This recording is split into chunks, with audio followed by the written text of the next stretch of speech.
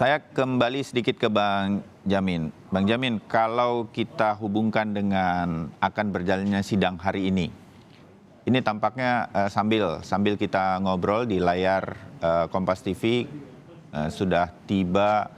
Kami menduga ini terdakwa Ferdy Sambo tiba di PN atau Pengadilan Negeri Jakarta Selatan.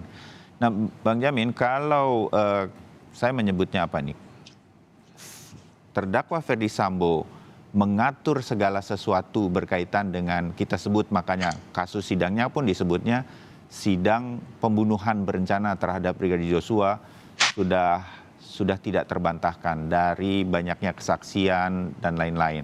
Ini berlanjut sampai pasca kejadian pembunuhan terhadap Joshua, banyak sekali anggota kepolisian yang kemudian juga mendapatkan perintah untuk menutupi sedemikian rupa atau menghalangi penyidikan terhadap pembunuhan Joshua. Ini satu rangkaian yang tidak bisa diputus begitu. Nah, Bang Jamin, sekarang saya sedikit berpindah ke Putri Chandrawati.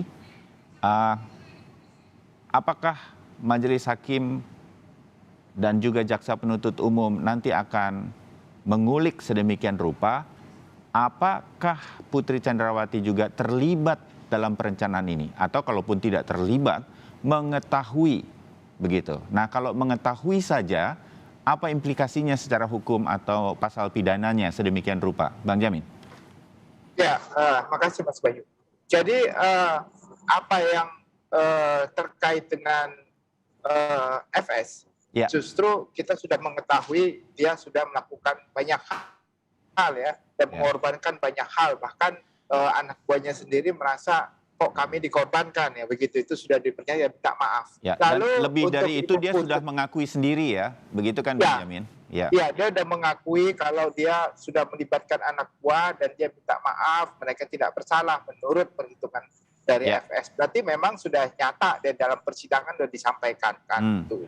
Nah, untuk Putri ini sebenarnya menurut saya dari Magelang sudah mengetahui ada rencana ini begitu, sudah ada perencanaan. Sampai Saguling juga sudah mengetahui, bahkan pembicaraan di Saguling menurut keterangan Baradae dia ada di sebelahnya, bukan di sebelah FS yang mengatakan kokang senjatamu, nanti kalau begini kamu harus seperti ini. Lalu ada pembicaraan mengenai CCTV yang tidak jelas keterangannya yang disampaikan Baradae, apa yang disampaikan terkait dengan CCTV antara FS dan juga Ibu PC. Artinya Ibu PC ini juga ada peran memberikan masukan yang kita tidak tahu apa masukannya terkait dengan rencana pembunuhan ini begitu.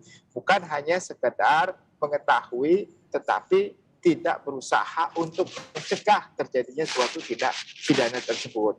Nah, kalau konsepnya pasal 340, 5556 itu artinya bukan kaitannya terkait dengan dia mengetahui tapi tidak melakukan, tetapi membantu terus serta melakukan. Artinya peran terkecil pun apa yang membantu, contohnya menganjurkan atau memberikan bantuan fasilitas, mengantarkan korban, itu juga membantu. Contohnya ada orang mau dieksekusi, sudah tahu kita mau dieksekusi, kita antarkan dia ke rumah tempat eksekusi. Nah, itu juga sebagai membantu melakukan tindak pidana. Begitu, artinya dia juga mempunyai kualitas sebagai orang yang melakukan atau turut melakukan suatu perbuatan pidana. Jadi bukan dalam rangka, oh kamu mengetahui suatu perbuatan pidana tidak melaporkan, itu pasalnya berbeda Mas Bayu. Iya, pasalnya berbeda, membiarkan suatu kejadian yang sudah akan ada terjadi. Tetapi kalau konteks pasal ini cuma pasal 340, 338, dan 5556. Jadi dia bisa aja kena pasal 55 bersama-sama melakukan tindak pidana atau membantu melakukan tindak pidana.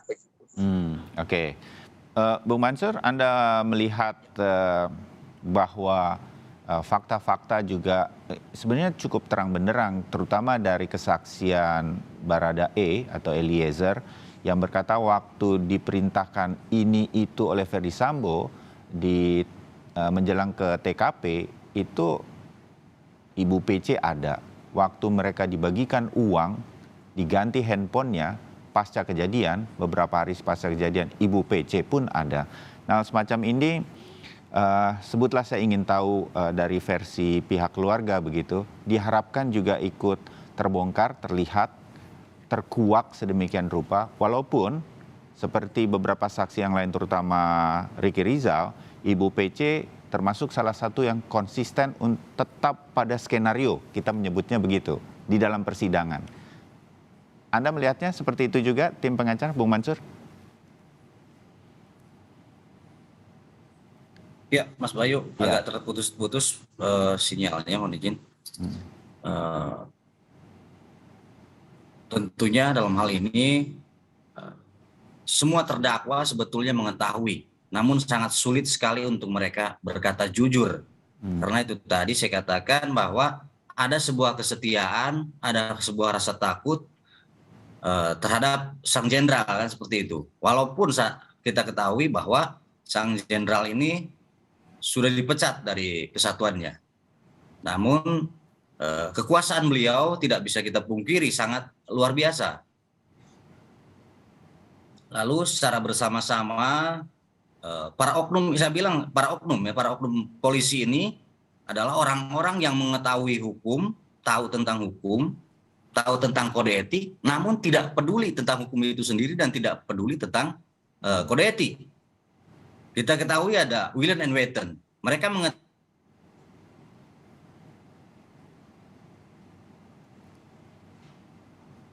Halo, Bung Mansur, tampaknya terputus.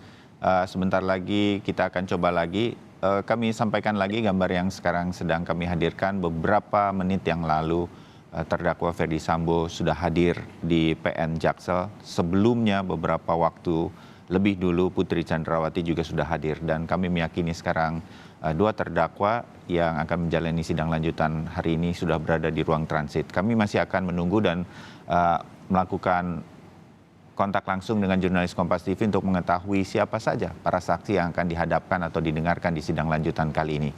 Kami jeda untuk segera kembali untuk Anda. Tetap bersama kami di Breaking News Kompas TV.